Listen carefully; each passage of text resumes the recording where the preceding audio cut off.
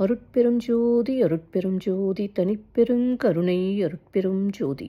எல்லா உயிர்களும் இன்புற்று வாழ்க, வள்ளல் மலரடி வாழ்க வாழ்க. வாழ்க வளமுடன். ஆன்மநேய அன்பர்கள் அனைவருக்கும் என் அன்பான வணக்கத்தை தெரிவித்துக் கொள்கிறேன். இன்று நாம் அறத்துப்பாலில் 3வது அதிகாரமான நீத்தார் பெருமை என்ற அதிகாரத்தில் உள்ள 2வது குறளுக்கு சன்மார்க்க விளக்கம் காண்போம். குறள் எண் 22.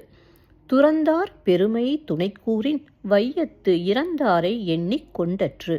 துறந்தார் பெருமை துணைக்கூறின் வையத்து இறந்தாரை எண்ணிக் கொண்டற்று.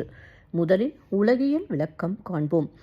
பற்றுக்களை துறந்தவர்களின் பெருமையை அளந்து கூறுதல் உலகத்தில் இதுவரை பிறந்து இறந்தவர்களை கணக்கிடுவதை போன்றது.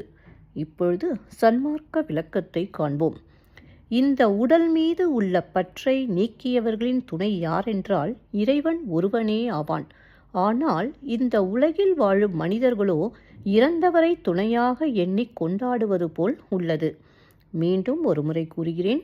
இந்த உடல் மீது உள்ள பற்றை நீக்கியவர்களின் துணை யாரென்றால் இறைவன் ஒருவனே ஆவான். ஆனால் இந்த உலகில் வாழும் மனிதர்களோ இறந்தவரை துணையாக எண்ணிக் கொண்டாடுவது போல் உள்ளது. ஒரு சிறிய விளக்கம்.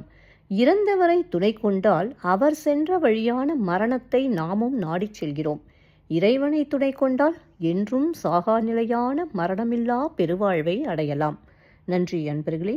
மீண்டும் அடுத்த பதிவில் உங்களை சந்திக்கும் வரை உங்களிடமிருந்து விடைபெறுவது திருமதி பாரதி சேகர். வாழ்க வளமுடன்.